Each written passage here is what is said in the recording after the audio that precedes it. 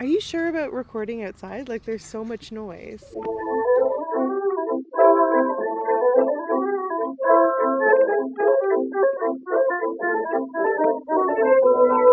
Hello and welcome to Witch Please, a fortnightly podcast about the Harry Potter world. I'm Marcelle Cosman.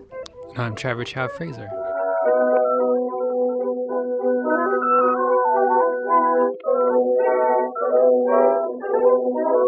Tonight, you are listening to a special mini-sode while Hannah McGregor is away gallivanting about the great city, Montreal. So without any further ado, let's get straight on to tonight's episode. This week, as part of our mini-sode, I've recruited our erstwhile tech support, Trevor Fraser. Hi, how are you doing? The robot of our hearts, to help me with a little bit of Q&A.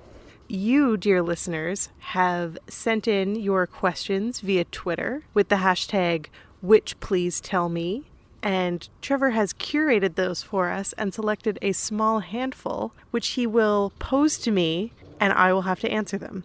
I just want to clarify that I have absolutely no idea what any of these questions are. I haven't seen them ahead of time, so this is all 100% off the cuff.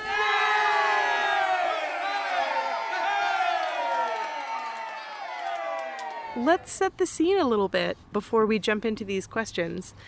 I am recording this episode in my backyard with our erstwhile tech support, Trevor Fraser. Hi, how are you doing? So you may hear a little bit of background noise, like the chirping of birds and the gunning of motorcycles, because this is Edmonton, and in Edmonton during the summer, everybody gets their loudest vehicles out of storage and drives them up and down the same two main streets all day, every day, until it snows.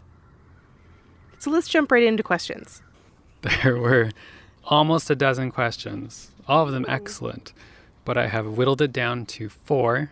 They will shock and surprise everyone involved. But just to round it out, I'm going to start you off with a 5th softball question from myself.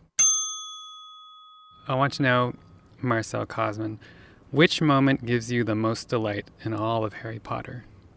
Do you mean Harry Potter, the entire Harry Potter universe? Like, can I take it from the films as well as from the books? Yeah. Okay. Wonderful question. Thank you very much. It's a very generous question.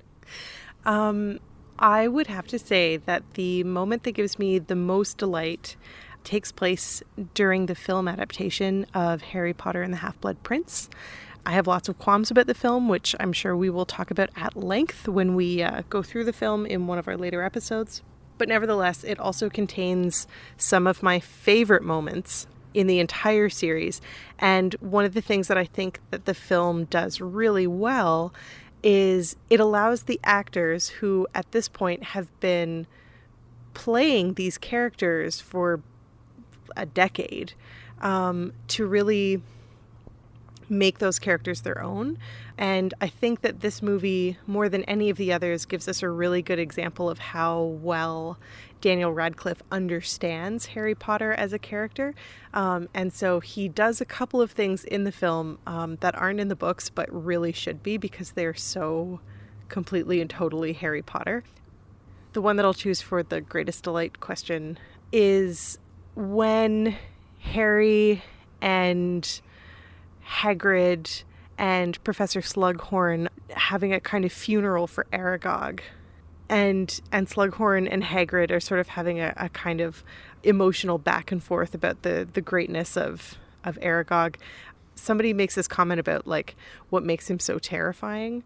And Harry kind of slyly adds, to no one in particular. And I can't remember if he says fangs or pincers or just does this motion with his hands where he, like, makes 2 little fangs with his fingers and, like, does this kind of noise.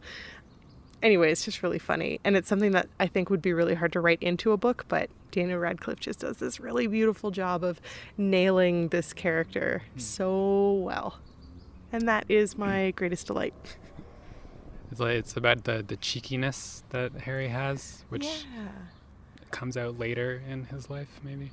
Yeah, it sort of preceded earlier on in the movie with Hermione cautioning Harry, which does happen in the book. She cautions Harry about some of the female students who are going to try to slip him some love potion, and she makes this comment about how, it's only because they think that you're the chosen one. And Harry sort of says, and again, this isn't in the book, but it's in the movie, and it should be in the book. Harry sort of replies to her, "But I am the chosen one," and it's true. It's just really funny, and I really appreciate it. So Daniel Radcliffe's performance in that whole movie is just spectacular. Cool. Question 1 down the drain. Thank you. Now we'll move on to... It sound like I did a bad job. No, it was great. So now we'll move on to one of our Twitter questions. This is from Andrew Bretz. Andrew Bretz explains... I was unmoved by the death of Cedric Diggory in both book and movie. Does that make me a bad person? Yes, unequivocally. It unequivocally makes you a bad person. If you do not shed tears for the death of Cedric Diggory, you must be a robot. And not the robot of our hearts. Just a cold, cold, cold soul. I still cry every time he dies. Aww. Every single time he dies. Sometimes before he dies. That's all. Andrew, shame on you. Would you prescribe anything for Dr. Bretz? No, he's the doctor, not me. Prescribe yourself some feelings, Dr. Bretz. Okay. Thank you for your question, Andrew. I hope you are thoroughly shamed. Next, we have a question from Karinasaurus. Karinasaurus wonders, are Hogwarts teachers single and childless, or do they have partners and offspring elsewhere, possibly in the dungeons? Wow. That's wonderful. That's a great question. As you know, we are not technically allowed to do any research. And so the answer that I have to give is not based on having done research for the purposes of answering this question, but I think I was looking for images to tweet at one point, and I stumbled across, I'm not sure if it was a Pottermore article. Are they called articles on Pottermore? I don't think they are. But anyway, it was some sort of like Harry Potter wiki that took its information from official sources, as wikis tend to do. And it explained that Minerva McGonagall, for example, is actually a widow. And I can't remember if she had children or not, but I was under the impression that she had a child. I could be completely mistaken. So I would say that in some cases, it certainly appears, based on paratextual evidence, that Hogwarts teachers have significant others and have had children. But the book doesn't really give us any insight into that. And part of the reason why I believe that might be is because of Harry Potter's limited narrative perspective. He doesn't really think of his teachers as humans. And I'm sure like lots of us are like this in elementary school and high school. We don't really think of our teachers as having spouses or children or like romantic partners or anything like that until all of a sudden it is made plain to us that they are in fact real human beings or whatever. So yeah, whether or not they're kept in the dungeon, I'm willing to entertain that idea because, as we know, Dumbledore is a lunatic, and the types of things that he lets his teachers get away with are entirely beyond ministry approval. So yeah, that very well could be. I mean, if Hogwarts doesn't provide childcare, or in fact if Hogwarts does provide childcare, it would make sense that it would be restricted to the dungeons where there are chains and other types of child fasteners. Thanks for the question. Yeah, I hadn't thought about it until I read the question, but it is striking that there are no spouses in the book. I think the one glimpse we have of a teacher outside of school is Snape at the beginning of book 6. It's quite startling to see him drinking booze, reading books, cozy at home, just homemaking. With his feet up on an ottoman. Yeah. Well, thank you, Karinasaurus. So 2 questions left, 3 down. You're 60% of the way through. Woo. Are you feeling relieved? Anxious? No, I'm feeling thrilled by the chase. Okay. Well, here's a question from Alan Matley on Twitter. He asks, do you feel that there is a bias in academia against the study of more so-called popular forms of art? For example, Harry Potter. Absolutely. Yes. 100% yes. Yes. 1,000 times yes. This is absolutely the case. I wouldn't say that it is universally the case and the case in all institutions equally, but it has become apparent to me by observing the department council meetings at the University of Alberta, where I'm a PhD student, the types of heated conversations, or rather the types of conversations that become heated between different academics will very often revolve around the types of things that we consider literature. I think that my department at the U of A is actually quite a progressive and innovative English department as far as those go. And so it's been really interesting to me to see the types of media and the types of texts that are being pitted against one another in the great battle for what constitutes literature and how to define ourselves as an English department in an age when things that we consider literature are so up in the air and up for grabs.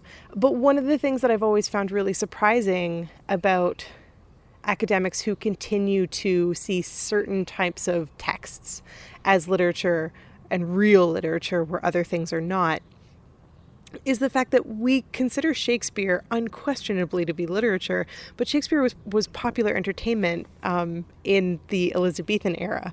The types of people who went to see Shakespeare plays it was everyone from royalty to sex workers and drunks. So I think that this idea that we have of certain things being real literature and other things just being pulp or popular or entertainment is very silly and precious and not at all interesting to me.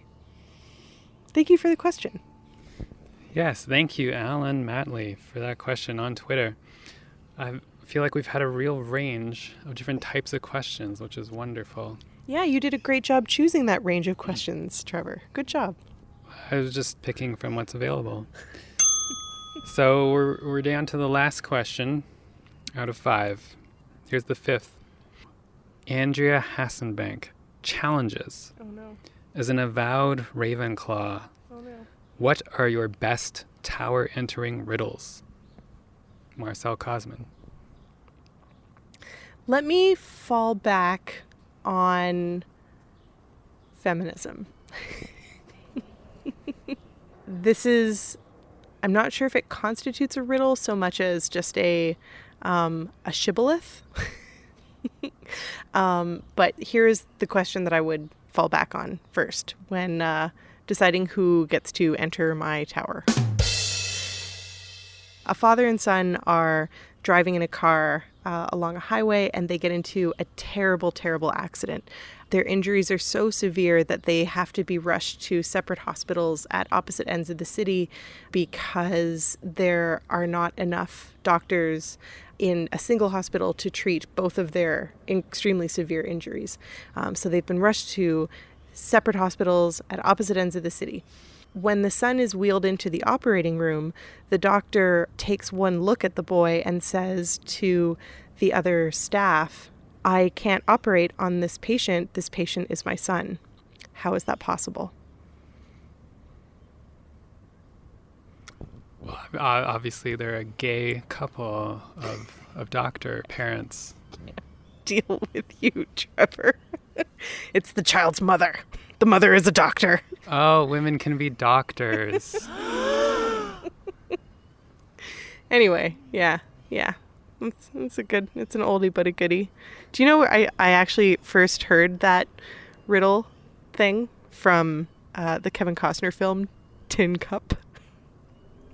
I didn't know Kevin Costner was a feminist. He's not. That actually comes up in the movie. He is telling that riddle to some other people, and Rene Russo overhears and saying something like she didn't know that he was a feminist. And I believe he says something to the effect of, I've been called a lot of things in life, but never a feminist. I can't remember where it goes from there. They have sex, so somewhere. It goes somewhere, I don't know. It's a movie about golf. I think I saw it at a drive-in. Leave me alone. Well, thank you for that quite enlightening riddle. Any others? No. I believe Andrew asked for plural riddles. Oh my God. Who even thinks of riddles? Where do they come from?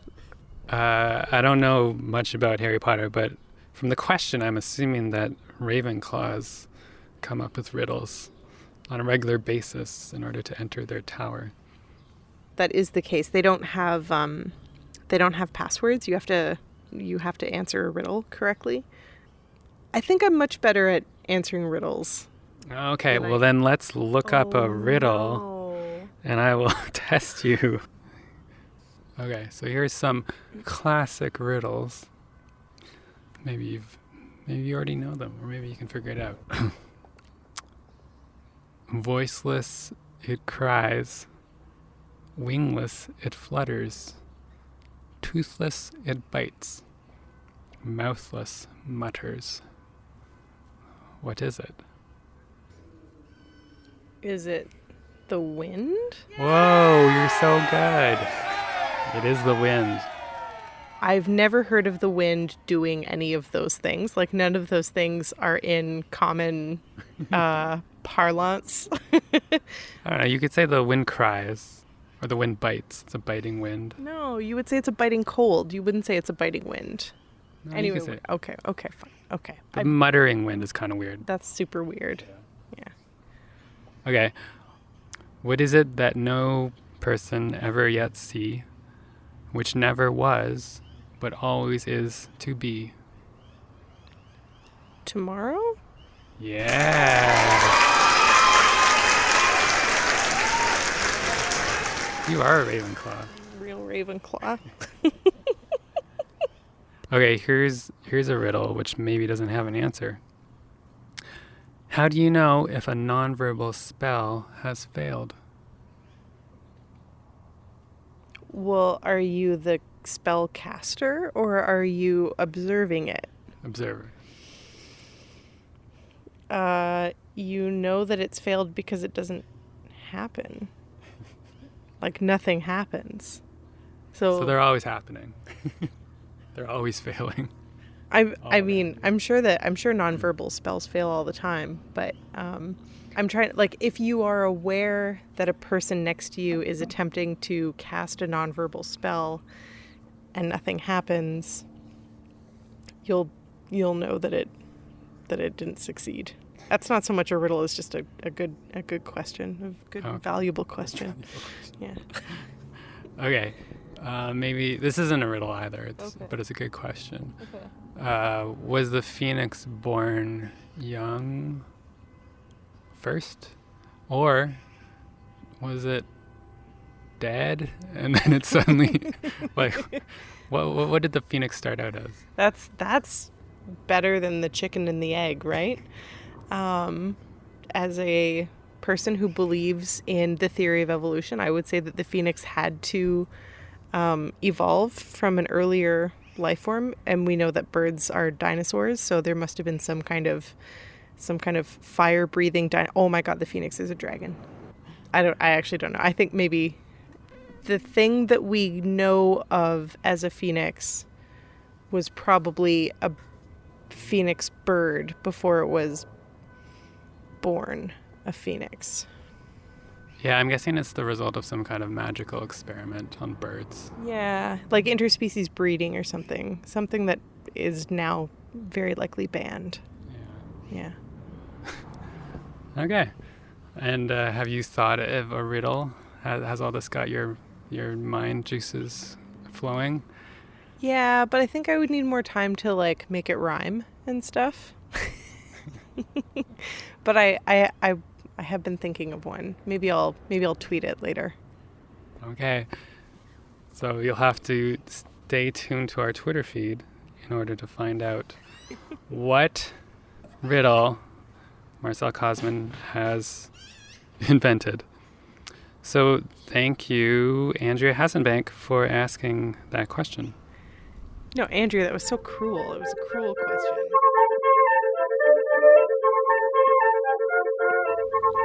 Thank you, dear listeners, for tuning in to tonight's mini-sode while Hannah McGregor is gallivanting about the great city of Montreal. You will catch us back at our regularly scheduled antics in 2 weeks, or rather 1 fortnight, when we discuss Harry Potter and the Goblet of Fire, the film adaptation. But until then... You don't know what our sign-off is because you've literally never listened to a single episode. Do. What did I just tell you to say? Later, witches. Great, wonderful. Oh, beautiful.